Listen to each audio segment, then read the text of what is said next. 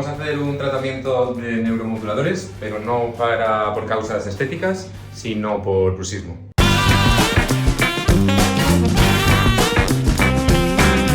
Vale, estamos aquí con Daniel, que es un paciente que bruxa mucho, que aprieta mucho los dientes, que se pone su férula todas las noches, pero aún así sigue con mucho dolor.